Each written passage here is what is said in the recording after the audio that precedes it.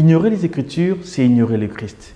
Bienvenue dans le parcours biblique, émission dans laquelle nous lisons, interprétons et appliquons la parole de Dieu dans la vie quotidienne. Après l'introduction à la lettre de Saint Paul aux Romains faite par le Père Louis, dont le lien est en description et qui apparaît sur votre écran, cet épisode se centrera sur Romains 1, 1 à 7.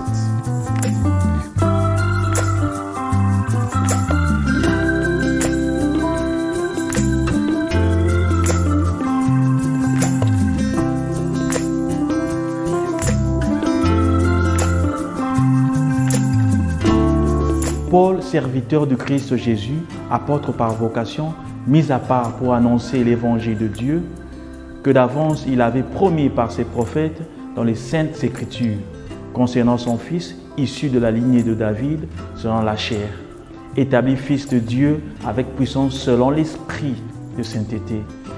Par sa résurrection des morts, Jésus-Christ notre Seigneur, par qui nous avons reçu grâce et apostolat pour prêcher à l'honneur de son nom, l'obéissance de la foi parmi les païens, dont vous faites partie, vous aussi appelés de Jésus-Christ, à tous les bien-aimés de Dieu qui sont à Rome, aux saints par vocation, à vous grâce et paix de par Dieu notre Père, le Seigneur Jésus-Christ. L'entête de cette lettre a la même structure que toutes les lettres de Saint Paul. Elle s'ouvre avec l'expéditeur Paul, auquel s'ajoute une affirmation tirée du contenu de son évangile, dont il est le prédicateur. Après, au verset 5, il retourne sur sa tâche qui s'exerce sur les nations païennes où vivent les destinataires de cette lettre.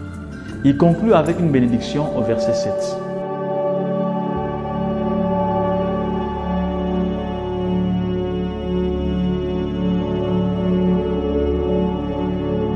Généralement, Paul se présente avec audace en exposant ses lettres sur le modèle des apôtres de l'Ancien Testament. Il est un serviteur du Christ Jésus, du Messie Jésus, appelé apôtre, mis à part pour l'évangile de Dieu. Un serviteur est littéralement un esclave. Un statut plus familier aux lecteurs de Rome. Mais dans ce cas, une personne choisie par Dieu pour un service spécial. Le verbe « appeler » exprime l'appel divin en opposition à l'autodésignation humaine. Apôtre désigne un agent ou un représentant autorisé. Paul est un esclave, comme beaucoup de lecteurs de son auditoire, qui est appelé à représenter Dieu. Plus précisément, comme il le dira au verset 5, il a été appelé comme apôtre des gentils, des païens. L'expression mise à part ou marquée est utilisée dans l'Ancien Testament pour désigner l'élection pour un ministère spécifique. Cette expression rappelle au lecteur de Paul Jérémie 1, 5. Les prophètes ont discerné et proclamé l'intervention de Dieu dans l'histoire humaine. Paul est mis à part pour proclamer la bonne nouvelle de l'intervention divine à la fin des temps. Après avoir défini sa propre identité, Paul définit l'évangile qu'il proclame. L'évangile concerne l'accomplissement des promesses passées et le Fils messianique de Dieu. Paul ancre cette conception dans l'histoire antérieure de Dieu avec Israël. L'évangile concerne le Fils de Dieu, le Christ Jésus, le Messie Jésus, notre Seigneur. Les versets 3 et 4 sont une confession de foi, très soigneusement composée et structurée de manière poétique.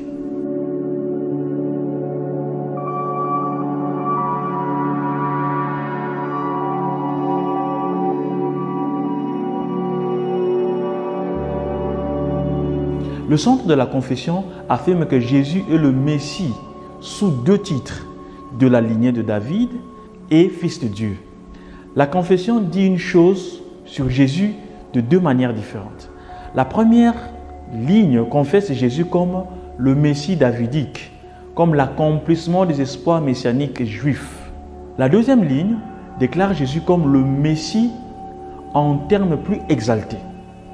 Le titre Fils de Dieu n'est pas ici le titre christologique complet utilisé par l'Église ultérieurement dans l'histoire de l'Église, mais comme le titre messianique de 2 Samuel 7 et du psaume 2, 7. Le langage de celui de l'intronisation de l'Ancien Testament. Jésus a été intronisé en tant que Messie lors de la résurrection. David, en tant que fils de Dieu, selon 2 Samuel 5:1, est le oint qui résume Israël, celui qui représente la multitude. Ça, c'est un thème que Paul développera au chapitre 5. La confession commence par une référence au Christ Jésus en tant que fils préexistant, c'est-à-dire existant avant.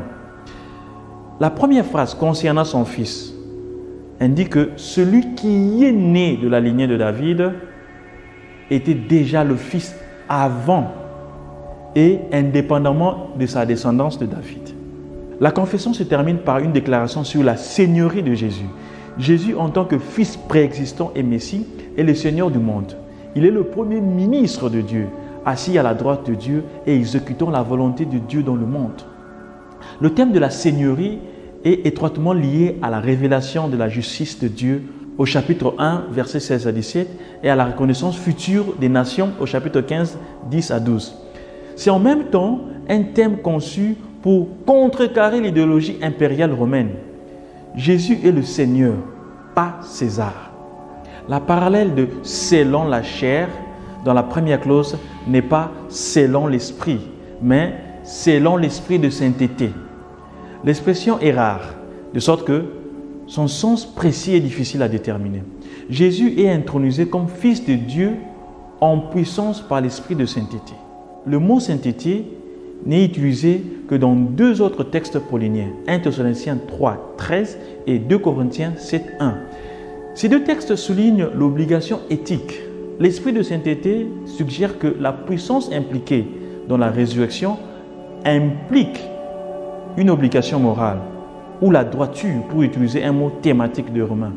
Ce thème sera développé dans les chapitres 5, du chapitre 5 au chapitre 8 et du chapitre 12 au chapitre 15. Jésus est intronisé comme le Fils de Dieu par la résurrection des morts. La résurrection de Jésus est considérée dans sa fonction cosmique comme le début de la résurrection générale. Le Christ Jésus est la première personne à ressusciter d'entre les morts. Sa résurrection rend possible la résurrection générale. La seule phrase qui n'a pas d'équivalent dans la confession et qui est au centre même de la confession est « avec puissance ». Jésus a été intronisé comme Fils de Dieu avec puissance par l'Esprit de la fin des temps au moyen de la résurrection. Un acte de puissance de fin des temps est décrit.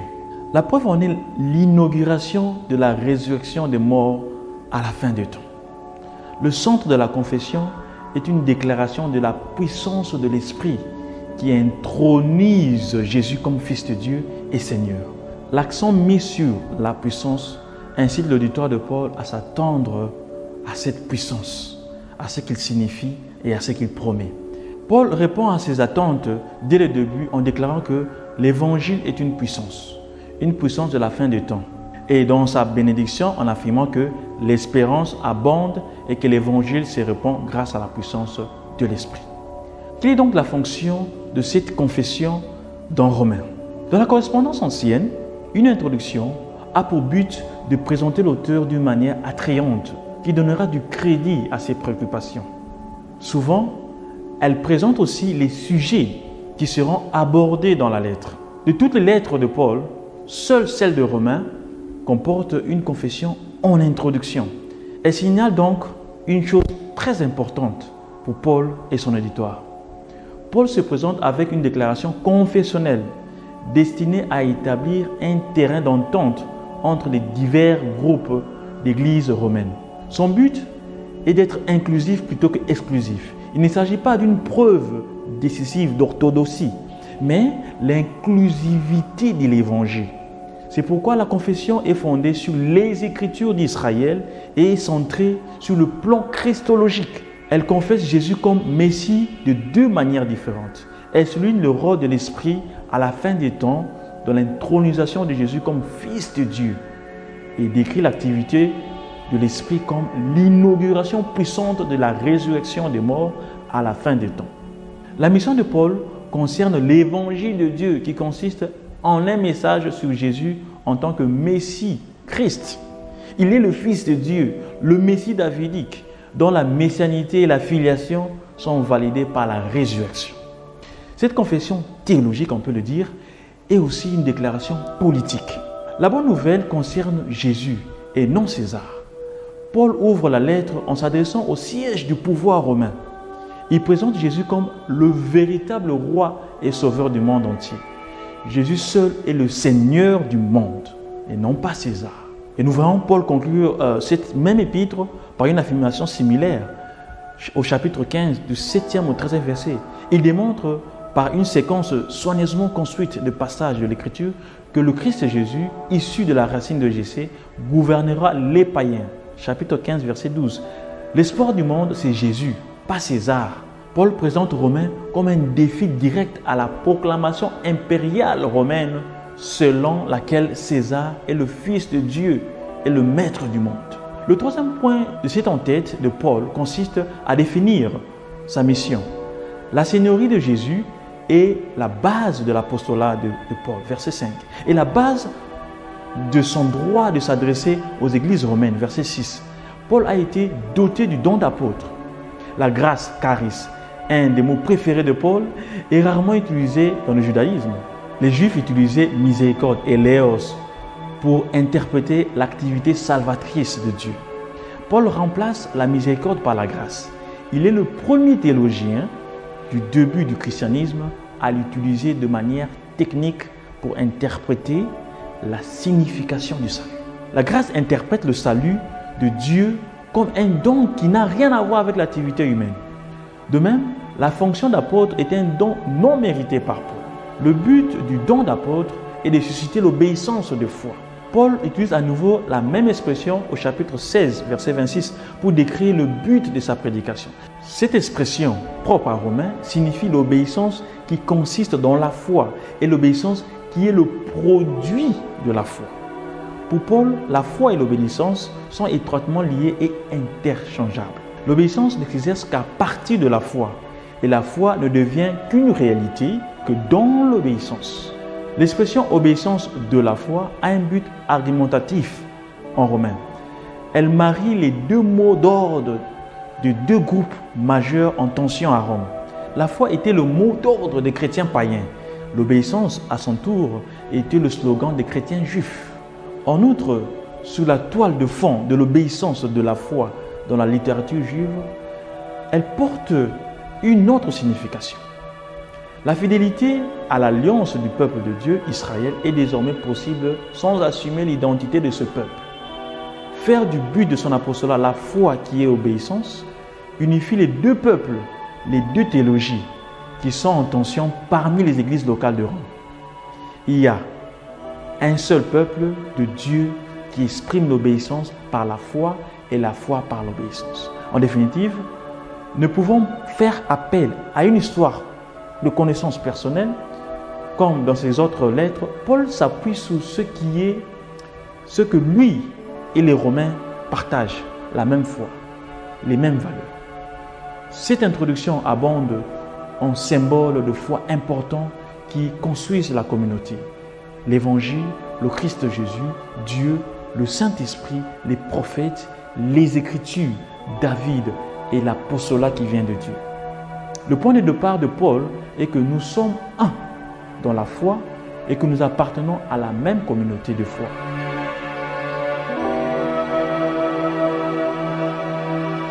Les lecteurs sont tous ceux qui sont à Rome. La description qui en est faite est vraiment brève. Le tous est vraiment emphatique et est réitéré au verset 8. Tous les disciples de Jésus à Rome sont appelés. Dès le début de la lettre, Paul rejette les définitions étroites qui excluent ou incluent certains. En outre, tous sont aimés de Dieu et appelés saints.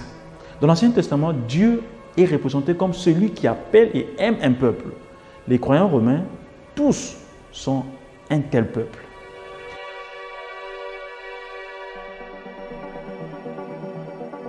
Dans le monde antique, l'ouverture d'une lettre se terminait régulièrement par une salutation, telle que « Réjouissez-vous » ou « Salut ». Paul change la formule de salutation. Sa salutation contient généralement 4 éléments. Un souhait, la grâce, le destinataire, à vous, un souhait, la paix, et une source divine de Dieu notre Père et de Jésus-Christ notre Seigneur.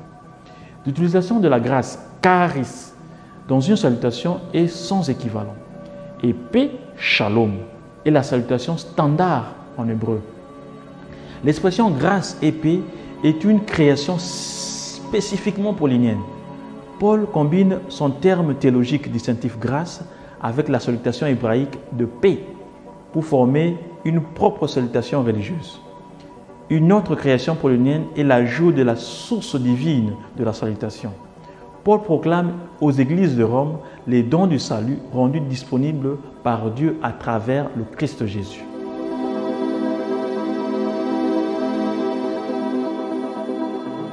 À l'allure où va le monde, on se demande jusqu'où ira le pouvoir de l'homme.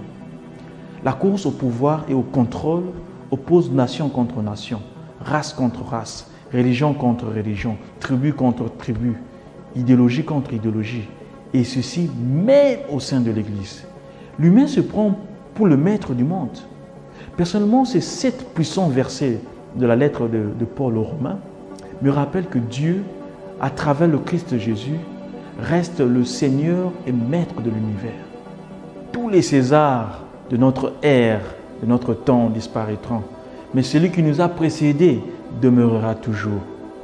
Cette vérité est tellement réconfortante que ça doit nous pousser à proclamer la grâce et la paix tout haut, là où règnent les divisions, là où règne la haine, partout. En faisant cela, n'oublions pas les éléments fondamentaux de la foi chrétienne, l'Évangile, le Christ Jésus, Dieu, le Saint-Esprit. Comme Paul, nous avons cette mission urgente et capitale d'apôtre. Rester inerte à ne rien faire, c'est falsifier notre identité, puisque par notre baptême, nous sommes définis comme apôtres, c'est-à-dire envoyés. Nous sommes des esclaves du Christ avec une mission spéciale. Ignorer les Écritures, c'est ignorer le Christ. Merci de votre patience. Que le Christ Jésus vous accorde grâce, caresse et paix, shalom dans vos maisons. Rendez-vous au prochain numéro.